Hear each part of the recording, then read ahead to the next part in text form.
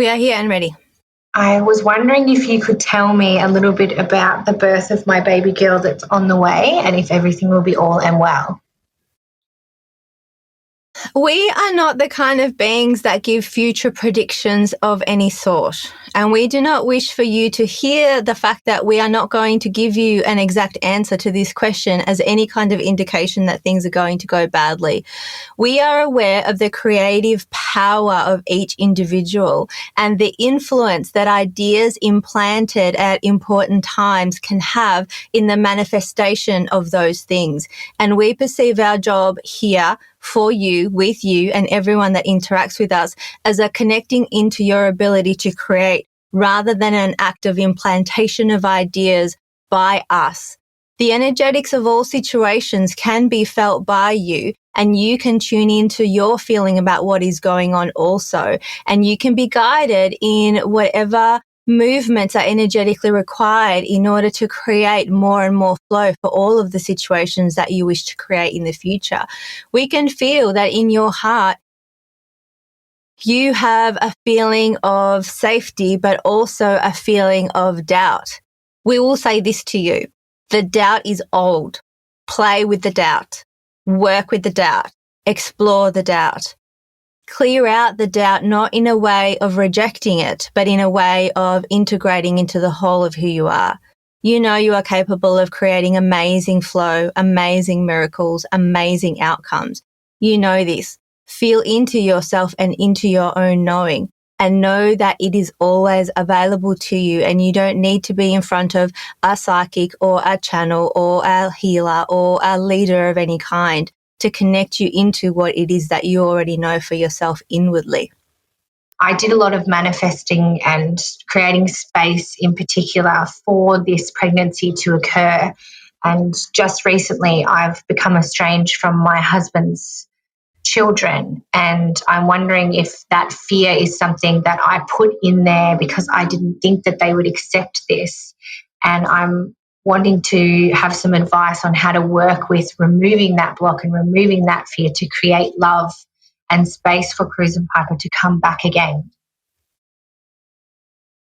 This is something that minds find difficult to contemplate, but we are going to offer it to you and invite you to percolate in it until the knowing unfolds from within you.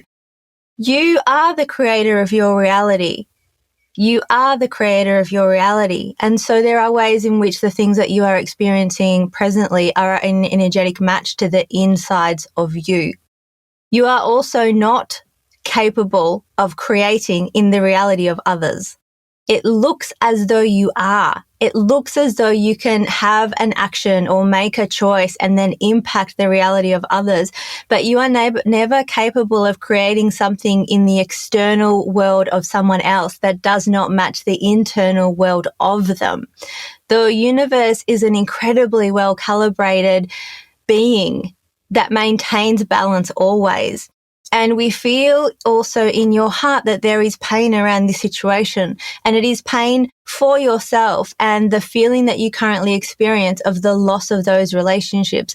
But we also feel the feeling of the pain that you are carrying around the other people in this situation. And we remind you that love is soft, is caring, and is generous. But conscious love does not take on the responsibility of things that are not its responsibility. We invite you, as we invited you previously when you were having sessions with Maida in the past, to connect into the energetics of those beautiful light beings that are those children. That connection is still available to you. It has never left and it will never leave. You cannot control whether they are in your physical space, but you can control or play with or manage or work with the fact that the energetic connection is there and always available to you. It is similar to the experience that Maida now has with Swami and Bodhi, her beloved angel dogs who are no longer with her in the physical. She can connect into them now, even though they are not physically present, and she cannot give them a hug, and she can feel her love for them, and she can feel their love for her. That is still available to you. No matter what is going on the surface, in the depths, you know that there was a connection there and you know that there was love there, even if subsequent things have made you doubt that that was real. You know, again, we direct you to your own knowing that that was real.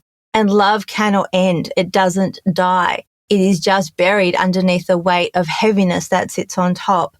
So we invite you to connect into them the way that Maida does with her beloved dogs.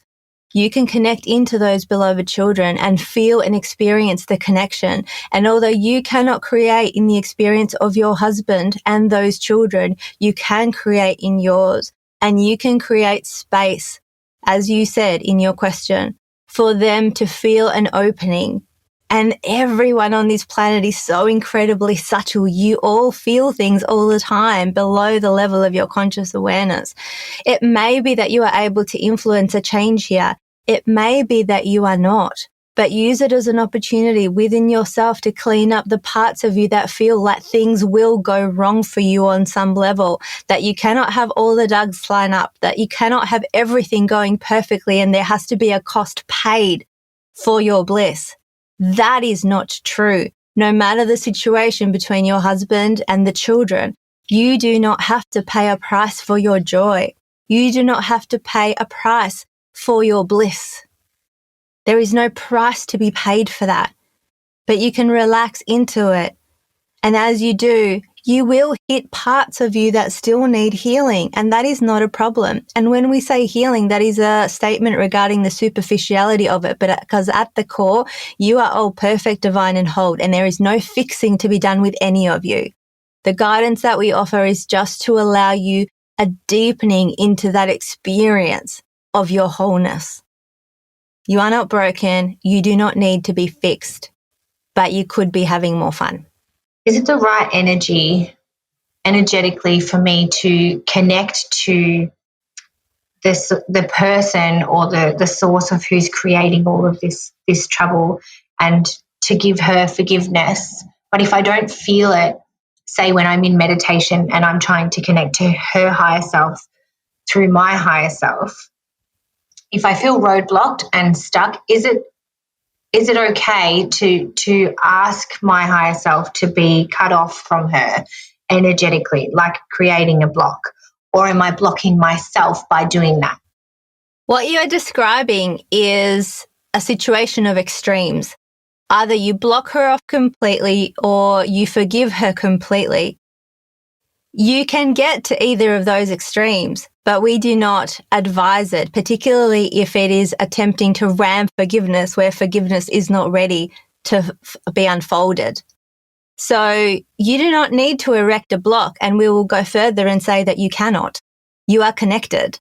If you are erecting a block, all you are doing is resisting something that is already there. You are fighting against something that already exists, and that will not harm her and it will not harm you, but it will block your energy. You cannot push against what is already there and real and invite more flow and spaciousness into your experience, which is actually what you want. So the steps to moving towards forgiveness for you in this moment may just be to accept and forgive yourself for the fact that you're not ready to forgive right now. And working with connecting into her higher self, if that is not feeling light to you, if you are doing it because you think you should, or it will create a change, that is more pushing against. Mm-hmm. Yeah, absolutely. And I think that's what I'm experiencing without realizing that it was me pushing, when really I felt like I was connecting, and then it just wasn't feeling right for me. So that makes sense as to why that was when it does feel right. If and when it feels right, do it. But if you are doing it because there is a part of you that wants to change the situation in any way, and that we feel an activity of that in you, like that is active in your energy field, if you are doing it with hidden motives, you are going to hit a block and you will feel that. And so again, we remind you, you have knowing. And so the fact that you hit that block is important because it shows you your own knowing. Yeah. You are wise. You all are.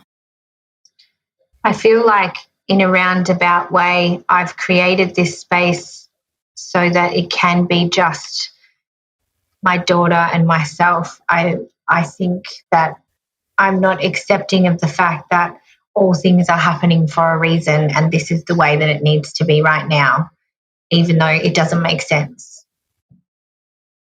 We remind you of what we said before. You are simultaneously the creator of your own experience, but not the creator in the experience of others.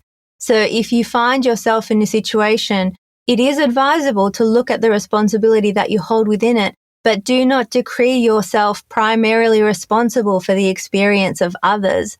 So we feel a heaviness when you say, I created this so that I could be alone with my husband and my daughter, because there is a part of you that would feel a level of guilt at having excluded the other children. You did not do that. Okay, thank you. That feels good to hear. It feels good to you because you feel it as the truth. Yes, yeah.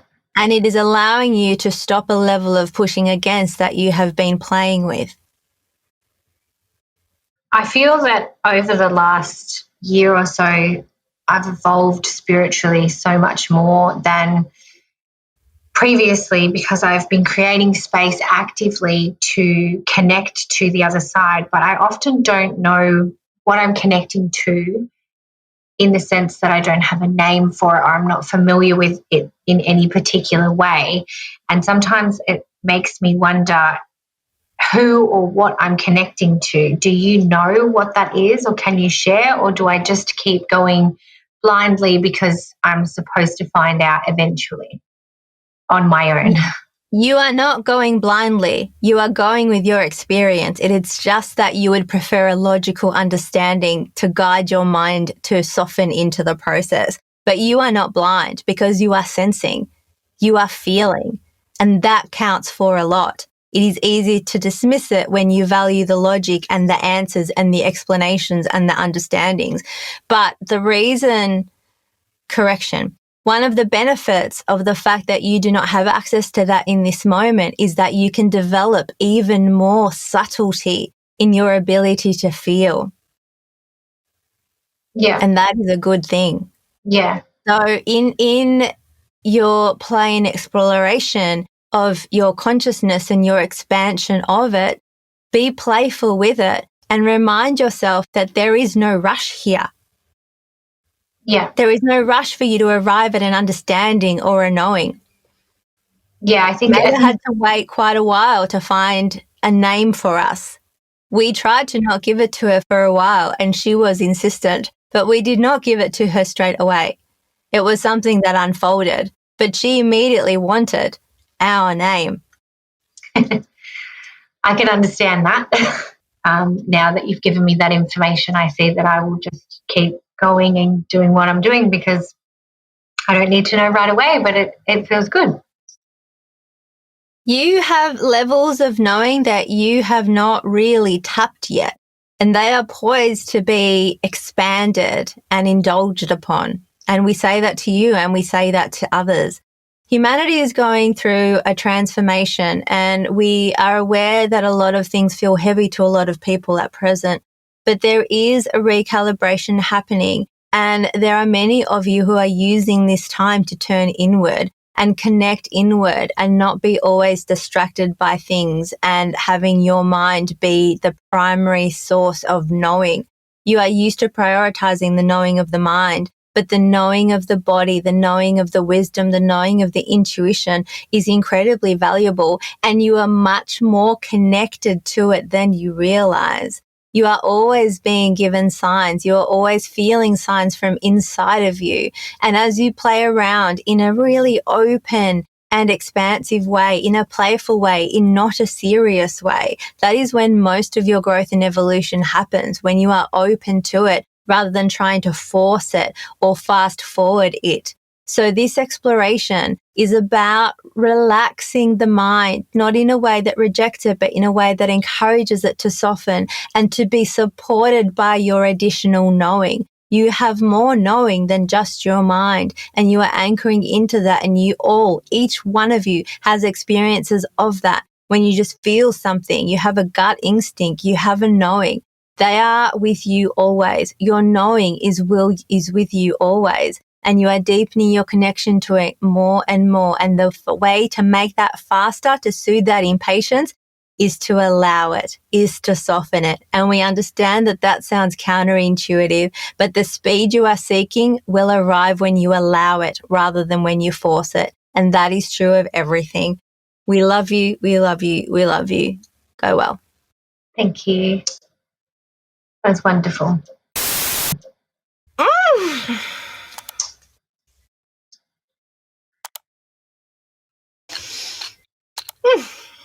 Welcome back. Hello.